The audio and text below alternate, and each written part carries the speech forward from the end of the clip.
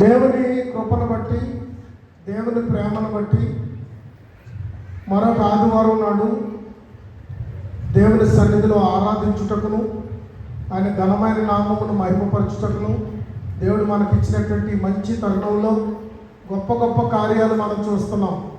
ఎందుకంటే మనలో చావు బ్రతుకుల్లో ఉన్న వారిని కూడా దేవుడు బ్రతికించి నిలబెడుతున్నాడు. విష్ణు మన మధ్యలోకి రావడం చాలా సంతోషం. మరలా ఆయన చాలా ప్రమాదకరమైన స్థితి నుంచి బయటకు వచ్చాడు. దేవుడు ఆశ్చర్యకరమైన మేళ్లను మన సంఘంలో జరిగిస్తూ ఉన్నందుకు దేవుణ్ణి స్తుతించి మహిమపరుస్తున్నాను. మరి దేవుని వాక్యంలోకి వెళ్ళే ముందుగా ప్రార్థన చేసుకుని మరి చిన్న ప్రార్థన చేద్దాం. తలలు వంచండి. కృపా సత్య సంపూర్ణుడా మీకు వందనాలు. మీరు మాకు బయలుపరిచే మాటలు మా హృదయాలకి నాయన అందునట్లును, మా హృదయాల్లో నూతనమైన స్వభావములను కలుగజేయనట్లును మీరు మాకు ఇచ్చే సందేశాన్ని బట్టి ఆయన మా ప్రియులైన వారందరూ కూడా ఆశీర్వదించబడినట్లు సహాయం చేయండి. మీరు మాట్లాడండి. మీరు మాట్లాడితే మాకు మేలునైనా, మేము మాట్లాడితే మాకు ప్రయోజనం కాదు. మీరు మాట్లాడితే మాకు మేలు. మీరే సత్యవాక్యములలో నుంచి లోతైన విషయములను మాకు బయలుపరచడం ద్వారా సంఘాన్ని బలపరచమని, కృపతో నింపమని, ఈ వాక్య సందేశం అంతటికి మీరు తోడుగా ఉండమని యేసు నామములో ప్రార్థిస్తున్నాను తండ్రి. ఆమేన్. దేవుని వాక్య సందేశానికి వెళ్దాం. మనం ఇర్మియా గ్రంథం 17వ అధ్యాయము. ఇర్మియా గ్రంథం 17వ అధ్యాయము 10వ వచనం చదువుదాం. బర్నబాస్గానే చదువుతారు, ఆయన చదవడం. ఒక్కని ప్రవర్తనను బట్టి వాని క్రియలు ఫలము చొప్పున ప్రతీకారము చేయుటకు యెహోవాను నేను హృదయమును పరిశోధించువాడను, ఆంతరింద్రియములను పరీక్షించువాడను.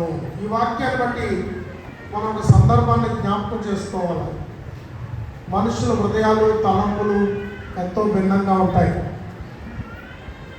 ఒక కుటుంబంలో భిన్నమైన హృదయాలు కలిగిన వారిని జ్ఞాపకం చేయాలని నేను ఈరోజు ఇష్టపడుతున్నాను.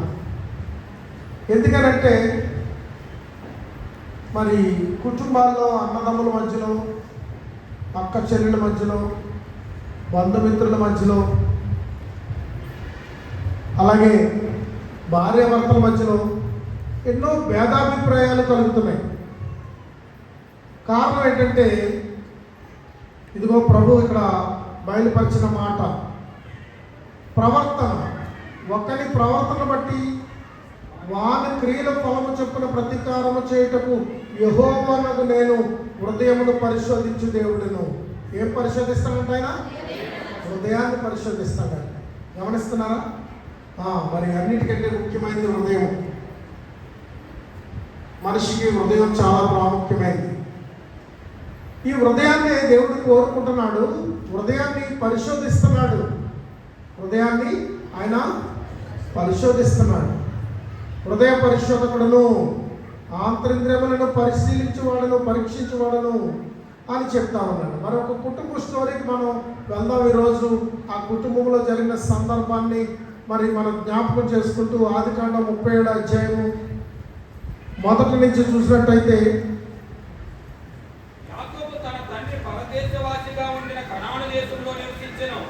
యాకోబు వంశావళిది. యోసేపు 15 ఏళ్ల వాడై తన సహోదరులతో కూడా మందను మేపుచుండెను. అతడు చిన్నవాడై తన తండ్రి భార్య అయిన బిల్హా కుమారుల యొద్దను జిల్పా కుమారుల యొద్దను ఉండెను. అప్పుడు యోసేపు వారి చెడుతనమును గూర్చిన సమాచారము వారి తండ్రి యొద్దకు తెచ్చుచుండువాడు. ఇక్కడ కుటుంబంలో ఏం కనబడుతుందంటే యాకోబుకి 12 మంది కుమారులు ఉన్నారు. ఆ కుమారులకు వృత్తులను అందించాడు. ఆ వృత్తుల ప్రకారంగా వాళ్ళు వారి జీవనాన్ని గడుపుకుంటున్నారు. వాళ్ళు గొర్రెల కాపరులు, మందల కాపరులు. గొర్రెల కాపరులుగా, మందల కాపరులుగా వారి జీవన విధానాన్ని వాళ్ళు నడిపించుకుంటున్నారు. యోసేపు కూడా తనకు కలిగిన మందను తను కూడా చూచుకుంటున్నాడు. అలాగే తండ్రి దగ్గరికి, అన్నల దగ్గరికి సమాచారాన్ని అందించేవాడిగా కూడా ఉన్నాడు. ఇక్కడ ఏం జరుగుతుందంటే దేవుని వాక్యంలో ఏం చెప్పబడిందంటే అన్నలు చేస్తున్న చెడు కార్యాలు, ఆ కుటుంబంలో ఏం జరుగుతుందంటే యోసేపు అన్నలు ఏ కార్యాలు చేస్తున్నారంట? చెడు కార్యాలు చేస్తున్నారంట. వారు చేస్తున్నటువంటి చెడు కార్యాల గురించి, వాళ్ళు చేస్తున్నటువంటి పొరపాట్ల గురించి యాకోబుకి తెలియచేయడానికి యోసేపు ఎప్పుడు కూడా ఆసక్తికరంగా ఉన్నాడు. అలా ఎందుకు జరిగిందంటే పిల్లరా, వాళ్ళు మందలను కాచే సమయాల్లో ఆ గొర్రెలు అమ్మేసుకుంటున్నారేమో, ఆ డబ్బు ఇష్టానుసారంగా వాడుకుంటూ తండ్రికి ఆ గొర్రెలు చచ్చిపోయని చెప్తున్నారేమో, లేకుంటే అడవి మృగాలు కొట్టేశాయని చెప్తున్నారేమో. ఎన్నో రకరకాల పొరపాట్లను, చెడుదారులను వారు పట్టారు. వారు పట్టినటువంటి చెడుదారులను బట్టి, వారు నడుస్తున్న నడవడికలను బట్టి సమాచారం యాకోబుకి తెలియడం లేదు. కానీ ఆ సమాచారాన్ని ఎవరు తెస్తున్నారట? యోసేపు ఆ యొక్క సమాచారాన్ని తీసుకుని వచ్చి వారికి అందిస్తున్నారు. అందుకని ఏం జరిగిందంటే, అదే కాకుండా సహోదరులందరికంటే ఎక్కువగా యోసేపును ప్రేమిస్తున్నటువంటి తండ్రి యొక్క ప్రేమను చూచి, ఆ తండ్రి ప్రేమించే విధానం చూసి వీళ్ళకి ఏం కలిగిందంట? 4వ వచనంలో ఏముందంటే అతని మీద పగపట్టి అని రాయింది. అందరికంటే ఎక్కువగా ప్రేమించుడు చూచినప్పుడు వారు అతని మీద పగపట్టి, ఈ అన్నదమ్ములందరూ ఏం చేస్తున్నారంటే యోసేపు మీద పగపట్టారు. మొదటి మాట మనం చూసినప్పుడు ఈ అధ్యాయంలో చదువుకుంటూ వస్తున్నప్పుడు మొదటి మాట పగపట్టారు. అయితే ఆ కింద రాయబడిందంటే అతని క్షేమ సమాచారమును అడగలేకపోయేది. నువ్వు ఎలాగున్నావు తమ్ముడు? ఒరే మీరు ఎలాగున్నారా? బాగున్నారా? ఏంటి అని అడుగుతారు. తమ్ముడు బాగున్నావా? అన్నయ్య బాగున్నావా? అక్క బాగున్నావా అని అడుగుతారు. నువ్వు క్షేమంగా ఉన్నావనే సమాచారం అడుగుతారు. వీళ్ళు పగపట్టి యోసేపు ఎలాగున్నావురా అని అడగడం కూడా మానేశారట.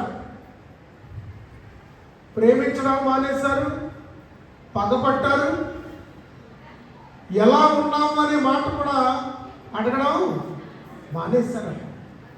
ఇంకా కిందకు వస్తే 6వ వచనంలో ఏమైపడిందంటే అతని మీద మరీ పగపట్టిరి. 6వ వచనంలో ఏముంది? అతని మీద ముందు పగపట్టారు, రెండవసారి మరీ పగపట్టారు. అతని క్షేమ సమాచారం అడగడం మానేశారు.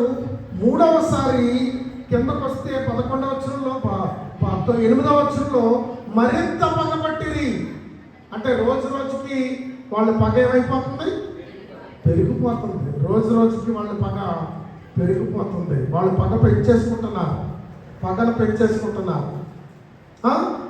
అయితే పిల్లరా, ఈ పగకు కారణము మనుషుల యొక్క ఆలోచనలకు కారణము, మనుషుల యొక్క తలంపులకు కారణము హృదయమే.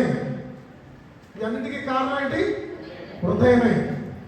నీ హృదయాన్ని పరిశోధించేవాడు దేవుడని తెలియకపోతే, నీ హృదయాన్ని పరీక్షించేవాడు దేవుడని తెలియకపోతే ఏ కార్యాలైనా మనుషులు చేయగలుగుతారు, మనుషులు చేస్తున్నారు. అందుకే యాకోబు కొడుకులందరూ అలా ఉన్నారు. అయితే కిందకు వచ్చినప్పుడు మరింత పగపట్టాలనే విషయాన్ని 2వ భాగంగా చూసాం, 3వ భాగంగా చూసాం. 11వ వచనానికి వస్తే అతని సహోదరులు అతని యందు అసూయపడిరి. ఏం పడుతున్నారట? మొదటిది ఏంటి? పగపట్టారు. రెండవది మరీ పగపట్టారు. మూడవది మరింత పగపట్టారు. చూడండి, ఒక అన్నదమ్ముల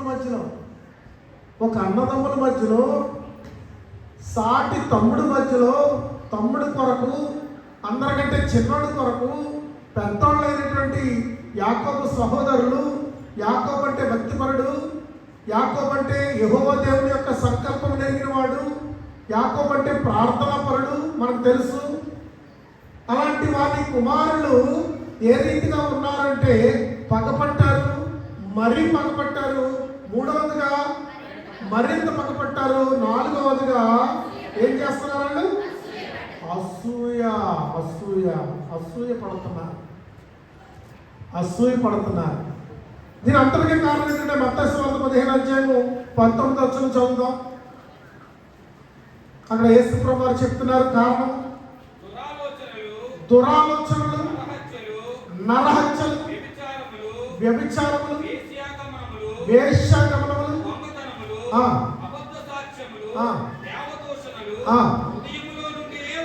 అది కారణం. కేంద్రం ఏంటి? అది ఇదంతా కూడా హృదయంలో నుంచే వస్తుంది. హృదయంలో నుంచే మానవుడు తీసుకొస్తున్నాడు, హృదయంలో దాచుకుంటున్నాడు, హృదయంలో అన్నీ పెట్టుకుంటున్నాడు. యేసు ప్రభువు వారు చెప్తున్నారు హృదయంలో నుంచే ఇవన్నీ వస్తున్నాయి. అందులో రెండవది ఏంటో చదవండి. నరహత్యలు. యేసు ప్రభువు వారు చెప్పిన మానవుని హృదయంలో నుంచి వచ్చేవి అన్నిటిలో రెండవది నరహత్యలు.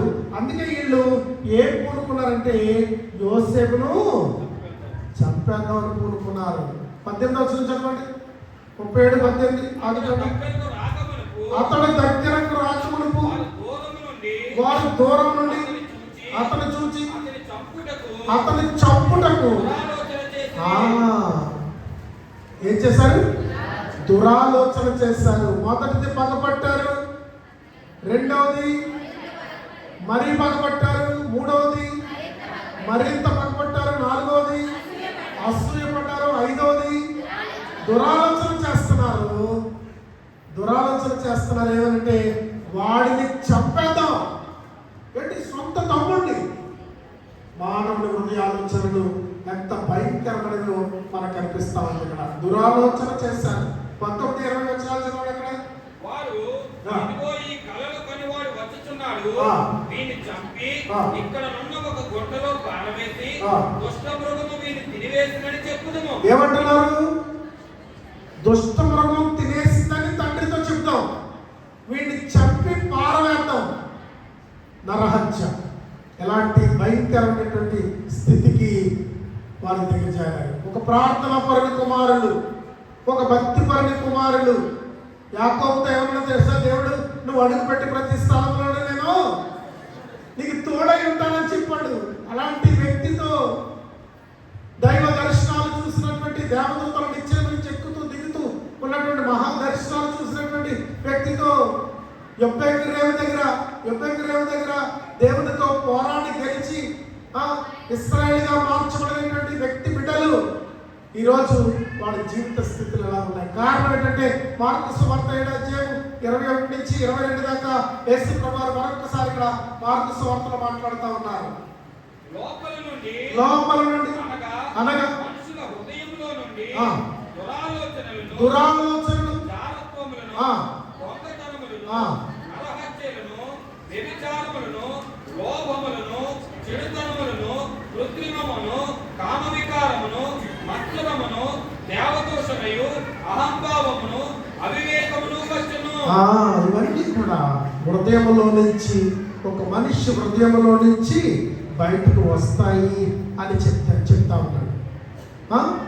మానవుని హృదయము అన్నిటికంటే మోసకరమైనటువంటి స్థలము, అన్నిటికంటే కేంద్రము, కపట కేంద్రము. హృదయము వ్యాధితో నిండిన కపట కేంద్రము, దానిని గ్రహించుట ఎవని సాధ్యము?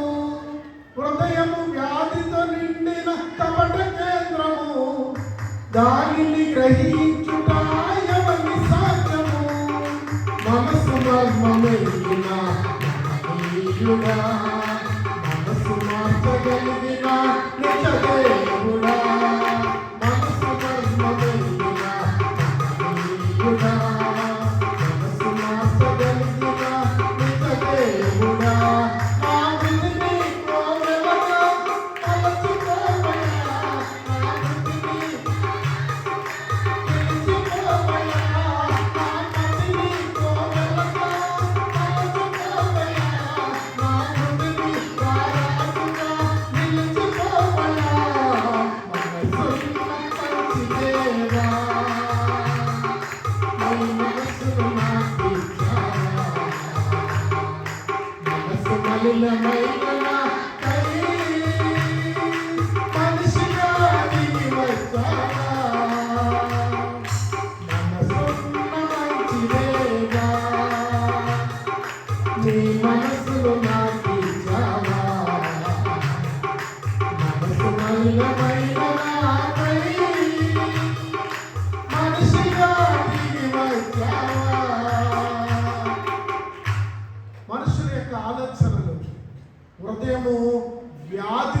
నిండిన కపట కేంద్రము. దానిని గ్రహించలేక వీళ్ళు దిగజారిపోతూ ఉన్నారు. దేవుని చిత్తమును గ్రహించలేని వారిగా ఉన్నారు. దైవ సంకల్పం యోసేపు మీద ఉన్నది. యోసేపు కలలుగన్నాడు. ఆ కలలుగన్నవాడు వస్తున్నాడని వీళ్ళు హేళన చేస్తున్నారు. అక్కడ మత్తయి సువార్తలో అన్నాడు నరహత్యలు హృదయంలో నుంచి వస్తాయన్నాడు. మార్కు సువార్తలో దురాలోచనలు వస్తాయని చెప్తున్నాడు. ఇవి హృదయంలో నుంచే వస్తున్నాయి పిల్లలు. హృదయము వ్యాధితో నిండిన కపట కేంద్రం. ఇరిమి అంటాడు అన్నిటికంటే మోసకరమైనది ఘోరమైన వ్యాధి గలది. అన్నిటికంటే మోసకరమైనది ఘోరమైన వ్యాధి గలది. నీ హృదయం నిన్ను పాడు చేస్తుందేమో, నీ హృదయం నిన్ను మోసగిస్తుందేమో, నీ హృదయంతో చెడిపోతున్నావేమో. నీ హృదయంలో నుంచి ఇదిగో ఇక్కడ రాయబడినవి నరహత్యలు, దేవదూషణ, అహంభావము, అహంకారము, మత్సరములు, ద్వేషములు ఇవన్నీ కూడా వస్తున్నాయేమో. నీ హృదయంలో నుంచి బయటికి రప్పించుకుని వాటితో సహవాసం చేస్తున్నాము. దేవుడు అంటాడు ఆదికాండం 6:5 ఇలా మాట్లాడతాడు. దేవాది దేవుడిని ఆదికాండం 6:5 నరుల చెడుతనము భూమి మీద గొప్పదని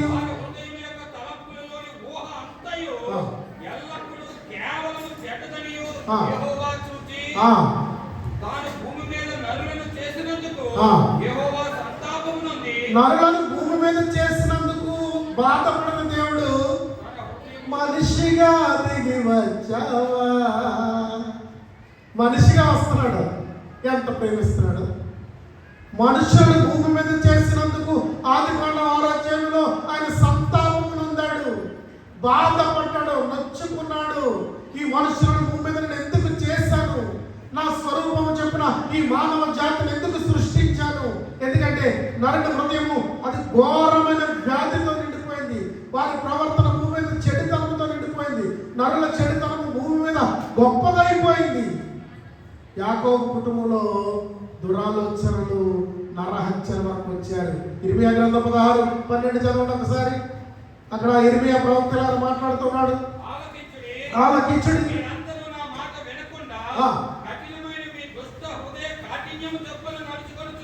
ఎలా నడుచుకుంటారట?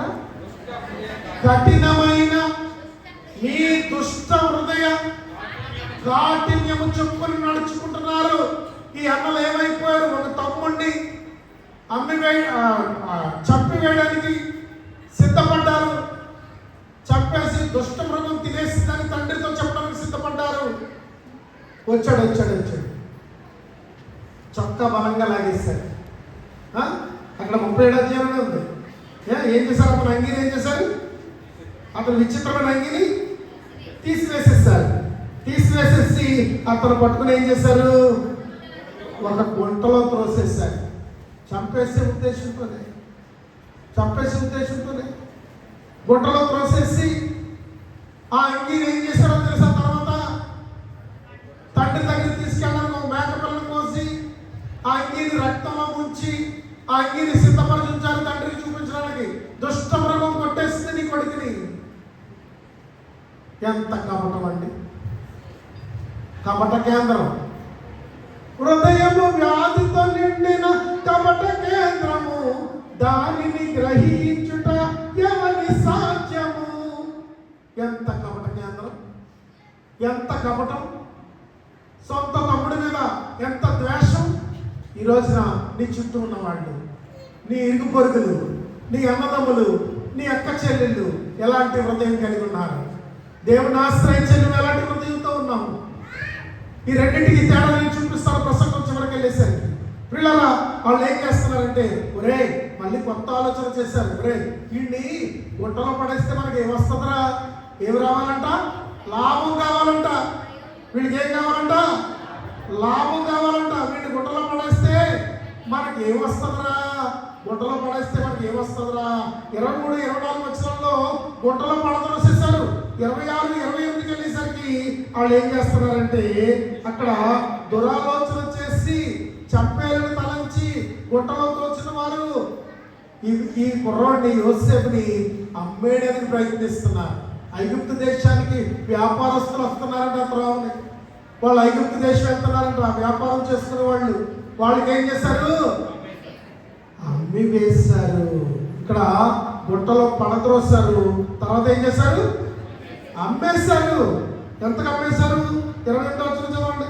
మిద్యానీయులైన వర్తకులు ఆ మీదుగా వెళ్ళుచుండగా మిద్యానీయులైన వర్తకుల మీదుగా వెళ్ళుచుండగా వారు ఆ గుట్టలో నుండి యోసేపుని పైకి తీసి ఆ ఇష్మాయేలీయులకు 20 తులముల వెండికి అతనిని అమ్మివేశారు. అమ్మివేశారు. మొదటగా పగపట్టారు, రెండవదిగా మరీ పగపట్టారు, మూడవదిగా మరింత పగపట్టారు, నాలుగవదిగా అసూయపడ్డారు, ఐదవదిగా దురాలోచన చేశారు, ఆరవదిగా గుంటలో పడదోశారు, ఏడవదిగా అమ్మి వేశారు. ఏం చేశారు? వాళ్ళు చేయవలసిన సంపూర్ణం అంతా చేసేసారు, అమ్మేశారు. ఇప్పుడు వీళ్ళు తండ్రి దగ్గరికి వెళ్ళారండి. ఇంకో దానికి కారణమయ్యారు వీళ్ళు. 31వ వచనం చెప్పండి.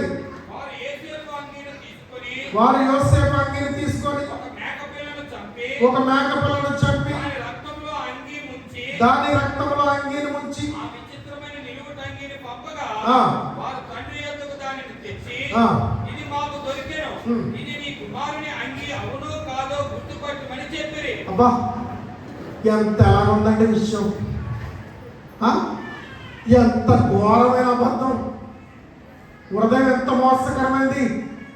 అది ఎంత ఘోరమైన వ్యాధి కలది! పిల్లలు గమనిస్తున్నారా? అక్కడ ఏం జరుగుతుందో తెలుసా? ఆ అంగీని తీసుకొచ్చి ఆ అంగీని వారి కుమారుడి దగ్గర పెట్టి, తండ్రి దగ్గర పెట్టి, తండ్రిని అంటున్నారు, ఇది నీ కుమారుడిదో కాదో గుర్తుపట్టు. ఎంత మోసం!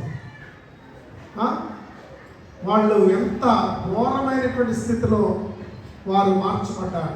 దినాన్ని ఎంతటి కీడైనా చేయడానికి వెనకాడక, ఎంతటి అపరాధమైనా చేయడానికి వెనకాడక, ఎంతటి దోషమైనా చేయడానికి వెనకాడక, ఎటువంటి కీడైనా చేయడానికి వెనకాడక, ఈ రోజున మోసకరమైనటువంటి స్థితిలోను, మోసకరమైనటువంటి తలంపుల్లోనూ నిండిపోయినది మానవ జాతి. గమనిస్తున్నారా పిల్లరా? ఆలోచిస్తున్నారా? ఇక్కడ ఏం జరుగుతుందంటే, వారు తండ్రి దగ్గరికి తీసుకొచ్చి ఆ అంగీని, ఇది నీ కుమారుడిదో అవునో కాదో గుర్తుపట్టమని చెప్పిరి.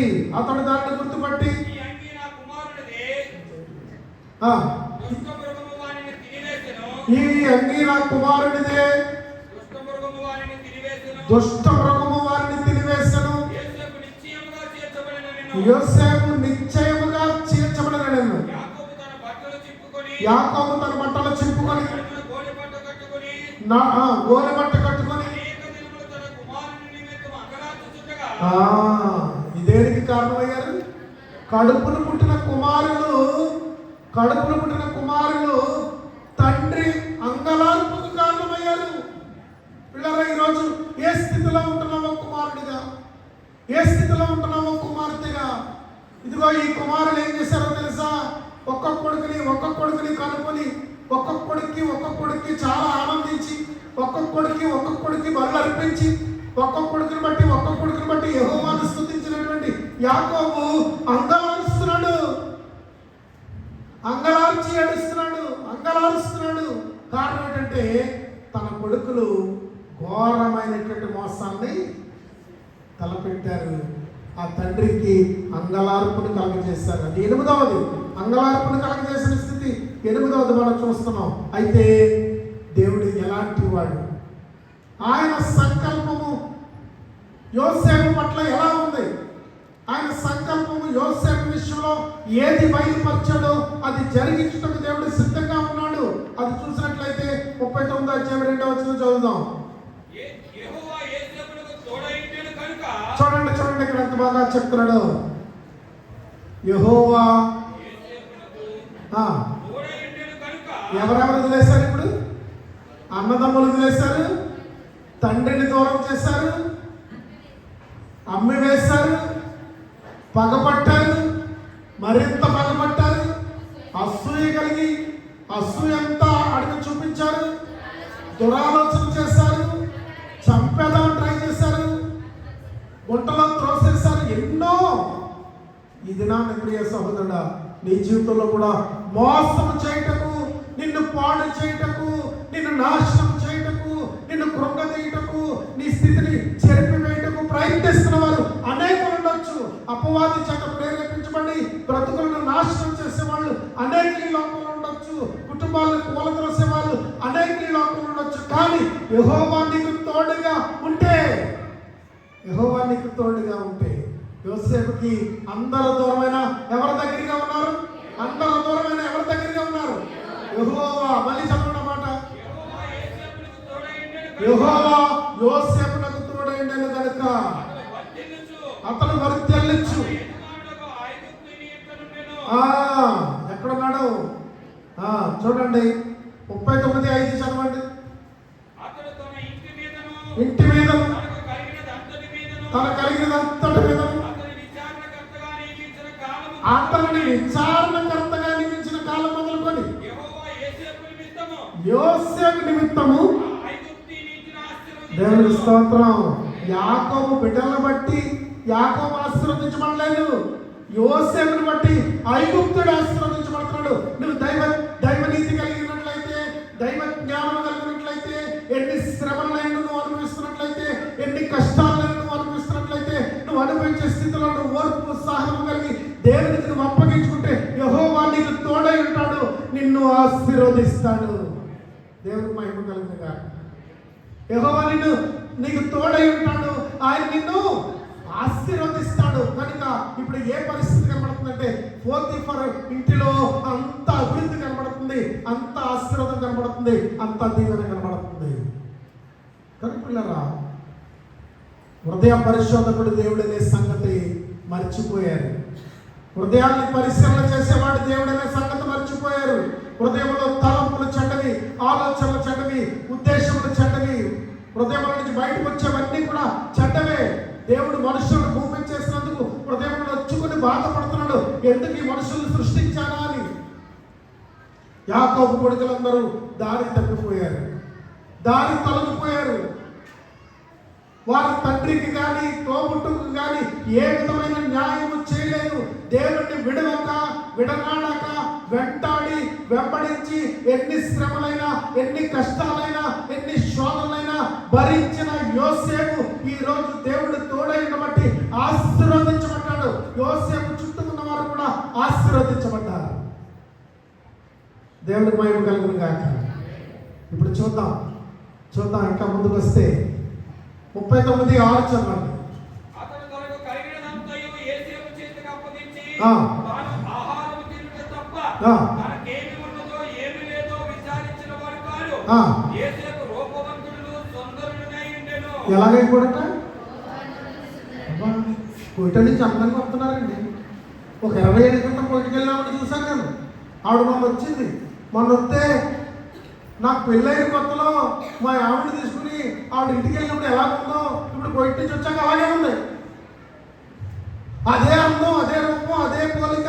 ఎందుకంటే దేవుని నీతి, దేవుని భక్తి, దేవుని యథార్థత ఎక్కడ ఉందో అక్కడ రూపవస్తులు అవుతారు, అందగాళ్ళు అవుతారు, అందగత్తెలు అవుతారు. ఎందుకంటే సుఖం సౌఖ్యం కలిగితే అందం వస్తుంది. ఎవబా ఏం కష్టాలు వచ్చాయి అలా పాడైపోయావు అంటారు పలకరించేవాళ్ళు. ఏం బాధలు వచ్చాయమ్మా, మొక్కలు డొక్కుపోయింది అలాగైపోయేంటి అంటారు. ఆవిడ చాలా అందంగా ఉంది, ఆవిడ ఇంట్లో ఏసీ ఉంది, ఆవిడ చాలా అందంగా ఉంది, అన్ని కాళ్ళు దగ్గర తెచ్చి పెడుతున్న భర్త, ఆవిడ చాలా సుఖంగా ఉంది, ఆవిడకి ఏ లోటు లేదు. ఇవన్నిటి పేర్లు ఆశీర్వాదాలు, ఇవన్నీ ఆశీర్వాదాలు. ఇతడు ఇక్కడ రాయబడిన మాటలు బట్టి నేను చెప్తున్నాను, ఇతడు రూపసి అయి అందగాడై మరి సౌందర్యవంతుడైపోయాడు, సుందరుడయ్యాడు, బహు సుందరుడు కదా. ఈ సుందరుడు ఎవరికి సాదృశ్యం తెలుసా? ఎంతో తానెంతో ఎంతెంతో మరి నాకెంతో సుందరుడమ్మ తాను, నేనెంతో మురిసిపోతాను, ఎంతో తానెంతో సుందరుడమ్మ తాను. ఎవరో ప్రభు యేసుక్రీస్తు పాట పాడుకున్న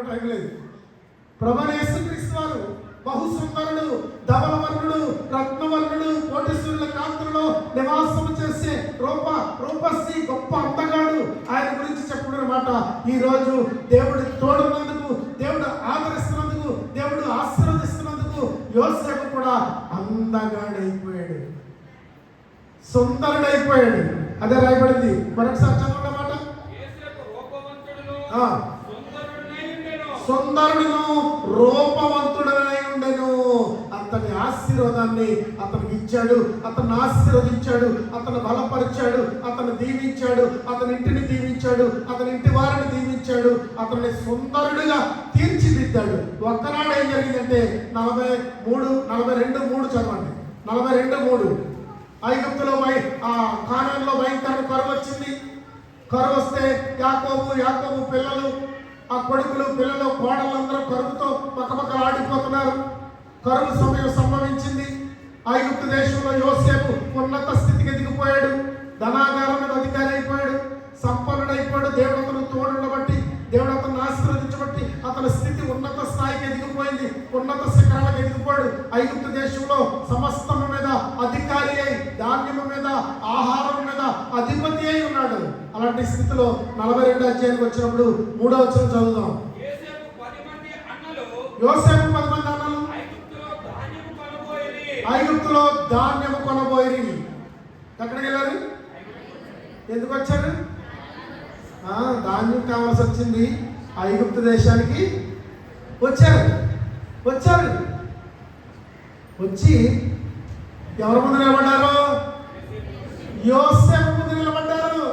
యోసేపు గారు అన్నం చూడగానే అందరూ గుర్తొచ్చేసారు. వాళ్ళు ఇంకా గజిబిజిగా నిలబడ్డారు. చిన్నోడు పక్కన, తర్వాతోడు, మూడోడు, నాలుగోడు నిలబడకుండా రకరకాలుగా నిలబడితే యోసేపు ఏం చేస్తాడంటే, నువ్వు ఇక్కడ నిలబడవయ్యా, రెండోడు తెచ్చి పక్కనెట్టి, మూడోడు తెచ్చి పక్కనెట్టి, నాలుగోడు తెచ్చి పక్కన పెడుతుంటే ఇదేంటి మమ్మల్ని కరెక్ట్గా నిలబెడుతున్నాడు, మేమే మర్చిపోయి రకరకాలుగా నిలబడ్డాం, ఎవడ తర్వాత ఎవడ పుట్టాడో కరెక్ట్గా నిలబడుతున్నాడు, ఎవడెత్తను? దైవజ్ఞానం కలిగినోడా, దైవాత్మజ్ఞానం కలిగినోడా, ఎవడెత్తను, ఏంటి ఇతను కంగారు పడుతున్నారు. కానీ ఎవరా వ్యక్తి? యోసేపే. దేవుడు ఎంత ఆశ్చర్యపడి చెప్పండి కూడా దేవుడు మహిమపరచండి. దేవునికి స్తోత్రాలు, దేవునికి మహిమ కలుగును గాక. ఇక్కడ ఏం జరుగుతుందంటే యోసేపు దగ్గరికి వచ్చారు. యోసేపు దగ్గరికి వచ్చి ఏం చేస్తున్నారు చూద్దాం. 46 చదవండి. అతడే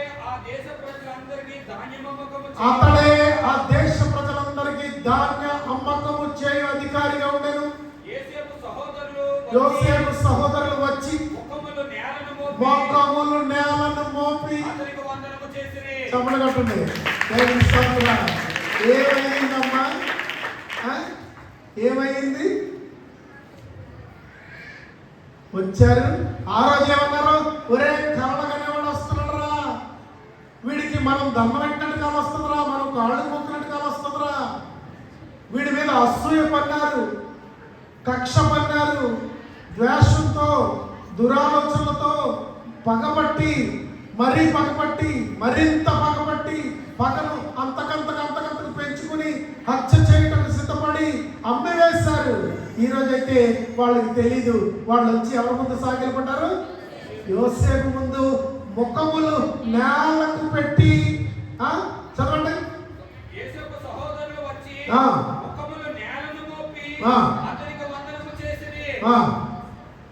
అక్కడ ఏం జరుగుతుందంటే ఈ 10 మంది అమ్మలు వచ్చి అతనికి ఏం చేశారు?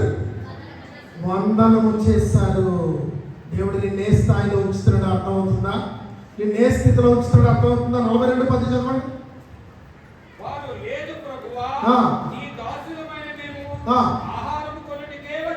వేగులు చూడడానికి వచ్చారా అని అడిగాడు యోసేపు. వాళ్ళు ఏమంటున్నారు? ఎవరికి దాసులు? ఏమన్నారు? లేదు ప్రభువా. ఎవరిని? మీరు పాట వింటున్న వాళ్ళు మీరు గమనించాలి. ఎవరిని? యోసేపుని ఏమంటున్నారు? ప్రభువా, లేదు ప్రభువా, మేము నీ దాసులము. ఏ నాడు నిన్ను పాడు చేయాలని చూశాడు, ఏ నాడు నిన్ను కృంగదీయాలని చూశాడు, ఏ నాడు నిన్ను కూలద్రోయాలని చూశాడు, ఏ నాడు నీ బ్రతుకును పాడు చేయాలని, నిన్ను పాతాలను తొక్కేయాలని ప్రయత్నం చేశాడు. అపవాది పాతాలను వెళ్ళిపోతాడు. నిన్ను పాడు చేసిన వాడు నీ కాళ్ళలో నుంచి నమస్కరిస్తాడు. చప్పట్లు కూడా దేవుడు అంత గొప్పవాడు. దేవుడు నీకు తోడై ఉంటే, దేవుడు నిన్ను ఆశీర్వదిస్తే, నిన్ను కూలద్రోయడు, నిన్ను పడద్రోయుడు, నిన్ను పడనివ్వడు, నిన్ను కాపాడేవాడు కునుకడు, నిద్రపోడు. ఎన్ని శ్రమల నుంచైనా, ఎన్ని వేదనల నుంచైనా, ఎన్ని కష్టాల నుంచైనా తట్టుకుంటూ, ఓర్చుకుంటూ, సహించుకుంటూ, అన్నలు వెలివేసిన, అన్నలు గెట్టేసిన, అన్నలు త్రోసేసిన, అన్నలు అమ్మేసిన విశ్వాసముతో దేవుణ్ణి విడిచిపెట్టగా దేవుణ్ణి కలిగి మాత్రమే జీవించాడు యోసేపు. దేవుణ్ణి కలిగి జీవించినందుకు అతని జీవితం ఈరోజు ప్రభు అంటే పాలించేవాడు. ఈ 10 మందిని పాలించేవాళ్ళు ఎవరు? 10 మందిని పాలించేవాళ్ళు ఎవరండి ఇక్కడ? యోసేపేనా? ఎందుకు ఆ స్థాయి వచ్చింది? వాడు వస్తున్నాడు, వాడిని పట్టుకుందాం, వాడిని చంపేద్దాం, వాడిని గుంటలో త్రోసేద్దాం, వాడిని అమ్మేద్దాం అని అన్ని పన్నాగాలు పన్నారే. ఈరోజు వచ్చి ప్రభువా అంటున్నారు. ఏమంటున్నారు? ప్రభువా, ప్రభువా. చూసారా, అద్భుతమైనటువంటి సంఘటన దేవుడు తీసుకొచ్చి జరిగించాడు. ఈరోజు నీ జీవితంలో, నా జీవితంలో ఆయన ఏం చేయబోతున్నాడు? నీ హృదయ ఆలోచన ఎరిగిన దేవుడు. హృదయమే అగాధమైన లోయరా, మానవులను మలిచే కార్ఖానరా. హృదయమే అగాధమైన లోయరా, మానవులను మలిచే కార్ఖానరా. మంచి చెడుల ఫలితము, పాప పుణ్య ఫలితము, మంచి చెడుల ఫలితము, పాప పుణ్య ఫలితము. మనిషి మనిషి దోచుకునే చోటురా, మనిషి మనిషి దోచుకునే చోటురా. హృదయమే అగాధమైన లోయరా, మానవులను మలిచే కార్ఖానరా, మానవులను మలిచే కార్ఖానరా. ఆదిలోన అమ్మపడెను ఆ లోయలో, ఆదామును దిగజార్చెను ఆ లోయలో. ఆదిలోన అమ్మపడెను ఆ లోయలో, ఆదామును దిగజార్చెను. పాపమక్కడ పుట్టినది ఆ లోయలో, పాపమక్కడ పుట్టినది ఆ లోయలో. పసిగందు ఏడ్చినది ఆ లోయలో, పసిగందు ఏడ్చినది ఆ లోయలో. హృదయమే అగాధమైన లోయరా, మానవులను మలిచే కార్ఖానరా, మానవులను మలిచే కార్ఖానరా. ఈరోజు హృదయాన్ని బట్టి నడుస్తుంది, నీ హృదయ ఆలోచన బట్టి నడుస్తుంది, నీ హృదయ తలంపులు బట్టి నడుస్తున్నావు, నీ హృదయం నడిపించిన దాన్ని బట్టి నడుస్తున్నావు, నీ హృదయ ఉద్దేశం, నీ హృదయం ప్రేరేపించిన దాన్ని బట్టి, నీ హృదయము పులకింప, నీ హృదయంలో కలిగిన ఆలోచన బట్టి, నీ హృదయ తలంపులు బట్టి నువ్వు జీవిస్తున్నావు. నీ ఇష్టొచ్చిన కార్యాలు చేస్తున్నావు. అది చెడు, అక్రమము, అన్యాయము, మోసము, తప్పు ఏదో గ్రహించలేక నీ హృదయం ప్రేరేపించింది, నీ హృదయం నిండిన దాన్ని బట్టి నువ్వు చేసుకుంటూ వెళ్తున్నావు. కానీ దేవుడు సమస్తమును చూస్తున్నవాడు, సమస్తమును ఎరిగి ఉన్నవాడు, సమస్తమును ఆలోచిస్తున్నవాడు. అందుకే ఇర్మియా ఆ మాట రాశాడు. మొదటగా మరొకసారి 17:10 చదువుదాం. ఇర్మియా గ్రంథం 17:10 మూలవాక్యాన్ని చదువుదాం. మూలవాక్యాన్ని. ఒకని ప్రవర్తనను బట్టి వాని క్రియల ఫలము చొప్పున ఆ, ప్రతీకారము చేయుటకు ఆ. యెహోవాను నేను యెహోవాను నేను హృదయమును పరిశోధించువాడను, హృదయములను హృదయములను పరిశోధించువాడు, అంతరంద్రియములను పరీక్షించువాడను. దేవుడు చూశాడు. యోసేపు యొక్క అన్నల హృదయాన్ని చూశాడు. యోసేపు హృదయాన్ని చూశాడు. దాన్ని బట్టి ఆయన అద్భుతమైనటువంటి తీర్పును మనకి ఇచ్చినాడు. కీర్తనకారుడు అంటాడు 139 1-2 వచనాలు చదవండి. కీర్తన 139 1-2 వచనాలు.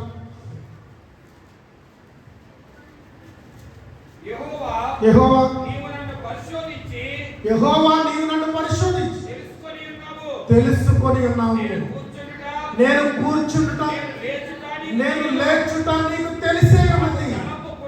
నాకు తలంపు పుట్టక మునిపే నీవు నా మనస్సును తెలుసుకో. ప్రియ సహోదరుడు, ఈరోజు నువ్వేదో చేస్తున్నావు, ఎలాగో జీవిస్తున్నావు, ఏదో చేస్తున్నావు, లంచాలు తీసుకుంటున్నావు, తప్పుడు కార్యాలు చేస్తున్నావు, పాప కార్యాలు చేస్తున్నావు, ఇతరులను మోసగిస్తున్నావు, దుర్వ్యాపారం చేస్తున్నావు, నీకు నచ్చినట్టు నడుస్తున్నావు, నచ్చిన జీవితాన్ని జీవిస్తున్నావు, జీవించు జీవించు. కానీ నీ నీ క్రియలన్నీ వరుసగా పెట్టి లెక్క పెట్టి నిన్ను పరీక్షించి నిన్ను ప్రశ్నించే రోజు ఉందని దేవుడు చెప్తున్నాడు. ఎందుకంటే ఆయన హృదయ రహస్యములను ఎరిగినవాడు, నువ్వు కూర్చుండుట లేచుట ఆయన ఎరిగే ఉన్నాడు అని చెప్తున్నాడు కీర్తనకారుడు. గమనిస్తున్నావా? హృదయమును పరిశోధించి దేవుడు. రోమీయులకు రాసిన పత్రిక 6వ అధ్యాయం 21వ వచనం చదువుదాం. పౌలు గారు ఎలా చెప్తున్నారో చూద్దాం. ప్రాచీనమైనటువంటి కార్యాల గురించి, ప్రాచీనమైనటువంటి జీవితాల గురించి పౌలు గారు ఇక్కడ అద్భుతంగా మాట్లాడుతున్నారు. రోమీయులతో 6:21. అప్పటి క్రియల వలన మీకేమి ఫలము కలిగింది? వాటిని గురించి మీరిప్పుడు సిగ్గుపడుచున్నారు కారా? ఇల్లు యోసేపు దగ్గరికి వచ్చి యోసేపు అని తెలియగానే గుండెలు జారిపోయి, యోసేపు అని తెలియగానే మత్తులు పోయి మనం తప్పించుకోగలమా? యోసేపు చేతుల నుంచి మనం విడిపించేవాడు ఎవడు? మనం ఏమైపోతామని భయపడిపోతుంటే యోసేపు అంటాడు, అన్నలారా మీరు భయపడకండి. అది దేవుని మాటగా చెప్తున్నాడు. దేవుని స్థానంలో ఉన్నాడు, క్రీస్తు యేసు స్థానంలో కనిపిస్తా ఉన్నాడు, విమోచిస్తున్నాడు, క్షమిస్తున్నాడు. ఇంత ఘోర పాపమును ఎన్ని కార్యాలు చేశారో మొదటి నుంచి చూద్దాం. మొదటిది పగపట్టారు, రెండవది మరి పగపట్టారు, మూడవది మరింత పగపట్టారు, నాలుగవది దురాలోచన చేశారు, ఐదవది గుంటలో పడద్రోస్తారు, ఆరవది అమ్మివేశారు, ఏడవది అమ్మివేశారు, ఆరవది గుంటలో పడద్రోస్తారు, ఎనిమిదవది తండ్రి అంగలార్పుకు కారణమయ్యారు. ఇన్ని తప్పులు చేస్తే నువ్వు క్షమిస్తావా? మీ తమ్ముడు ఒక తప్పు చేశాడు, క్షమిస్తావా? అమ్మా, నీ భర్త ఒక తప్పు చేశాడు, క్షమిస్తావా? ఈ రోజు నీ భర్తను క్షమించలేని భార్యలు అదే ఎక్కుతారు. అదిగో అదిగో అదిగో అదిగో ఎత్తిందే ఎక్కుతారు. సమస్య కాదా? నువ్వు క్షమించలేవా నీ భర్తని? నువ్వు క్షమించలేవా నీ అక్క చెల్లెలు తమ్ముల్ని? నువ్వు క్షమించలేవా నీ తోబుట్టువుల్ని? నువ్వు క్షమించలేవా నీ ఇరుగు పొరుగుల్ని? నువ్వు క్షమించలేవా సంఘస్థుల్ని? ఇళ్లలో ఇంకా నయమండి, ఏదైనా సమస్యలు వస్తే క్షమించుకుంటున్నారు, మళ్ళీ కలిసిపోతున్నారు. ఇద్దరు అక్క చెల్లెలు, ఇద్దరు అన్నదమ్ములు ఉన్నారు ఒక కుటుంబంలో. ఇద్దరు అక్క చెల్లెలు అన్నదమ్ములు ఉన్నారు, వాళ్ళ కుటుంబంలో కాల్త వచ్చింది. నలుగురు చెదిరిపోయారు. చెదిరిపోయిన తర్వాత ఈ నలుగురు కూడా ఒకే సంఘానికి వెళ్ళేవాళ్ళు. వీళ్ళు నలుగురు కూడా గొడవ పెట్టుకుని విరోధం అయిపోయి నలుగురు చర్చికి రావడం మానేశారు, నలుగురు సంఘానికి వెళ్ళడం మానేశారు. ఏంటి అని అడిగితే ఆడు వస్తున్నాడు కనుక నేను రాను, ఇది వస్తున్న కనుక నేను రాను, ఆడు వస్తున్నాడు కనుక నేను రాను అని అనుకున్నారు. దేవుని సంఘానికి రావడానికి అడ్డొచ్చిందంట. కొంతకాలం తర్వాత నలుగురు కలిసిపోరు, అన్ని సంతోషంగా చేసుకుంటున్నారు, అన్ని సరదాగా చేసుకుంటున్నారు, కుటుంబంలో కలిసి ఉంటున్నారు, పండగలు పబ్బాలు చేసుకున్నారు. కానీ దైవారాధన మానేశారు. ఎందుకు మానేశారంటే మళ్ళీ ఎందుకు మానేశారంటే చాలా కాలం మానేశాం కదండి, ఇంకెందుకు రామని మానేశాం. దేవుని సన్నిధి అంటే ఆ రీతిగా ఉంది. దేవుని సన్నిధి అంటే అంత చులకనగా ఉంది. దేవుని సన్నిధి అంటే ఆలోచన లేదు. నరుని తలంపులు ఊహ కేవలం ఎల్లప్పుడూ చెడ్డదని దేవుడు చెప్తున్నాడు. తలంపులను ఊహ అంతయు కేవలం ఎల్లప్పుడూ చెడ్డదై ఉందని దేవుడు చెప్తున్నాడు. ఈరోజు వాళ్ళు యోసేపు ముందు తలెత్తుకోలేక, నిలబడలేక, ధైర్యం చాలక, గుండెలు చెదిరిపోయి పారిపోతున్నారు, బయటికి వస్తున్నారు. యోసేపు వెళ్ళిపోతున్నాడు, వస్తున్నాడు. చాలా తర్జుమా జరిగింది, మధ్యలో చాలా గజిబిజి జరిగింది, చాలా మరి సతమతం అయిపోయారు. ఆఖరికి యోసేపు తట్టుకోలేక ఏడ్చి వాళ్ళ అన్నలకి తను యోసేపుని బయలుపరుచుకున్నాడు. తన అన్నలకి యోసేపుని బయలుపరుచుకున్న తర్వాత వీళ్ళకి గుండె దడట్టుకుంది. ఎందుకంటే ఎన్ని పన్నాగాలు పన్నారు, ఎన్ని చేశారు, ఇవన్నీ గుర్తొచ్చేసాయి. అయ్యో యోసేపు బ్రతికే ఉన్నాడా? యోసేపు ఆ మాట చెప్పి లోపలికి వెళ్ళిపోయాడు. వచ్చేసరికి గుండెలు జారిపోయి, వీళ్ళు చేసింది చిన్న మోసమా, చిన్న అన్యాయమా? గుండెలు జారిపోయి. కానీ యోసేపు ప్రభువైన యేసుక్రీస్తు వారి స్థానంలో ఉండి వారందరూ ఏం చేశాడు? అక్కడ చెప్పండి, మళ్ళీ చెప్పండి. క్షమించాడు.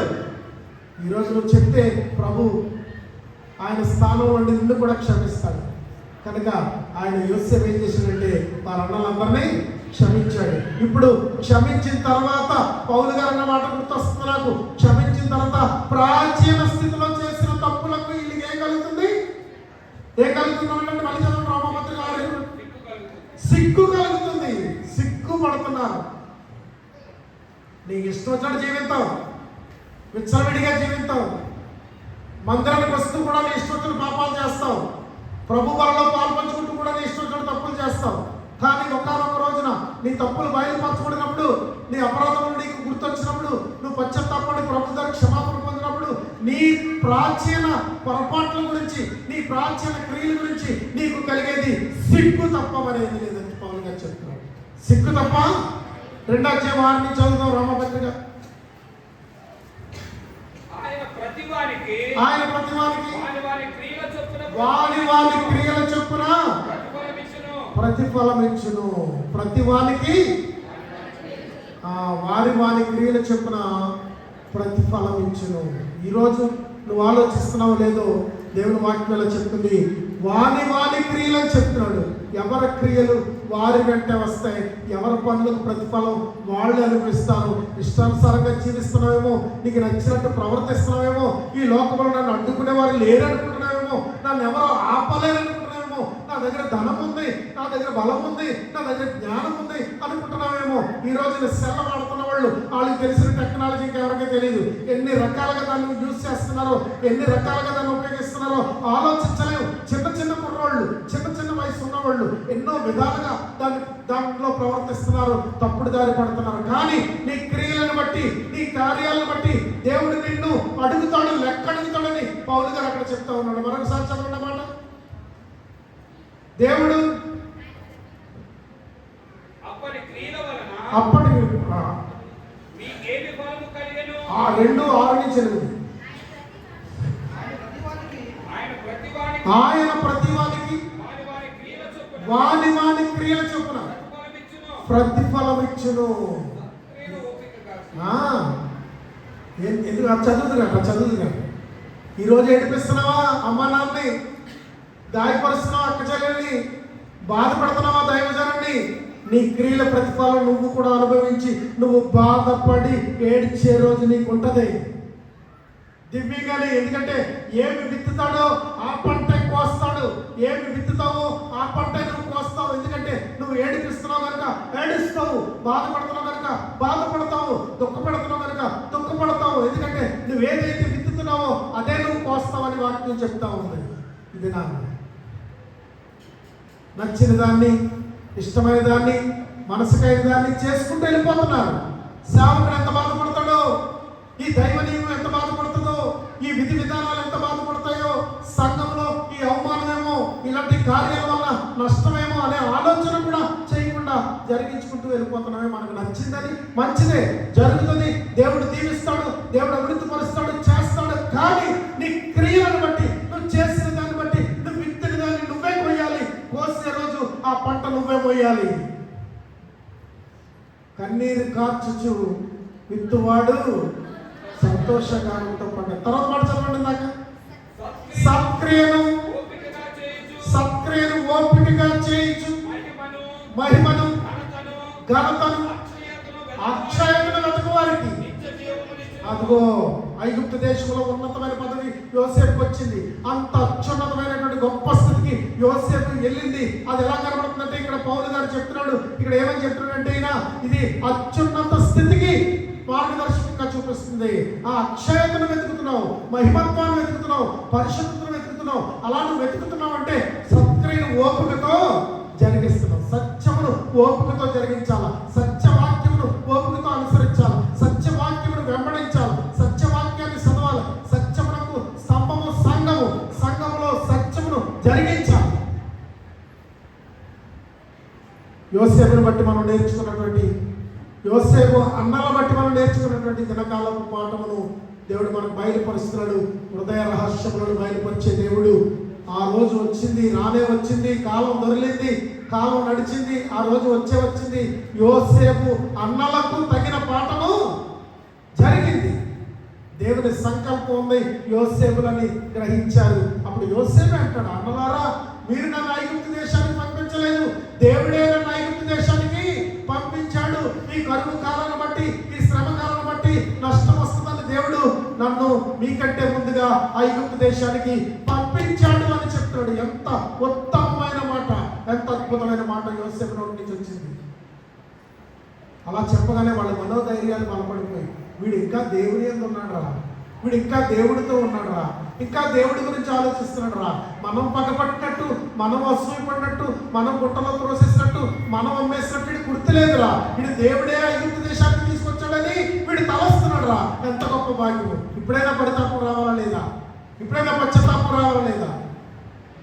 కానీ ప్రియమైన వారలారా, ఈ దినాన్ని హృదయ పరిశోధకుడైనటువంటి దేవుని యొక్క మాటల గురించి మనం పరిపూర్ణంగా విన్నాము. దేవుడు తన మాటలను దీవించిన గాక. తల వచ్చినట్లయితే ప్రార్థన చేద్దాం. ప్రార్థన వచ్చిన సర్వాధికారి తండ్రి, మీకు వందనాలు నాయన. ఘనమైన దేవుడు, మహిమగల దేవుడు, మా తండ్రి, మధ్యకాల సమయంలో నీ సన్నిధిలో ప్రియ సంఘంతో మాట్లాడిన ప్రతి మాటను బట్టి మిమ్మల్ని స్తుతిస్తున్నాను. సత్క్రియను ఓపికగా చేస్తూ ఈ లోకపు శ్రమను ఎదుర్కొంటూ ఈ లోకంలో ముందుకు సాగే ధైర్యం ప్రసాదించండి. యోసేపుని బట్టి, యోసేపు అన్నలను బట్టి అనేక విషయాలు మేము నేర్చుకున్నాం ఆయన. అన్నదమ్ముల్లో సమాధానం, అక్కచెల్లెల్లో సమాధానం, తల్లిదండ్రుల్లో సమాధానం, భార్య భర్తల్లో సమాధానాన్ని నింపునాయన. నీ సమాధానంతో ఆయన వారి కుటుంబాల్లో మంచి విత్తనములు విత్తేవారిగా వారిని స్థిరపరచునాయన. ఇదిగోనైనా మరి ఈ వాక్యం విన్న బిడ్డలందరినీ ఆశీర్వదించయ్యా, దీవించయ్యా. రోగులైతే స్వస్థపరచు, బలహీనులైతే బలపరచు తండ్రి. విదేశాల్లో ఎంతో శ్రమ కోర్చి కష్టపడుతున్న మా ప్రియ సోదరులు సోదరులను బలపరిచి ఆశీర్వదించిన ఆయన. దూర ప్రాంతాల్లో నుంచి ఈ వాక్యం విని వారందరినీ కూడా దీవించి ఆశీర్వదించిన ఆయన. ఎగ్జామ్స్ 10th క్లాస్ పరీక్షల కోసం సిద్ధపడుతున్న బిడ్డలను, ఇంటర్మీడియట్ పరీక్షల కోసం సిద్ధపడుతున్న బిడ్డలను, అలాగే కాంపిటేటివ్ ఎగ్జామ్స్ రాస్తూ నేను గ్రూప్ 2 రాయడానికి వెళ్ళిన బిడ్డలను అందరినీ జ్ఞాపకం చేసుకోండి అయ్యా. ఆశీర్వదించండి, దీవించండి, మేలును వారి బ్రతుకుల్లో అందించండి, కృప చూపించండి. ఈ వాక్యం విని వారందరి మీద నీ కృపను, బోధించిన నా మీదను కూడా నీ కృపను అనుగ్రహించుచున్నామని నమ్మొచ్చు. యేసు పరిశుద్ధ నామములో ప్రార్థించి వేడుకొనుచున్నాము తండ్రి. ఆమేన్, ఆమేన్. అందరికీ వందనాలు.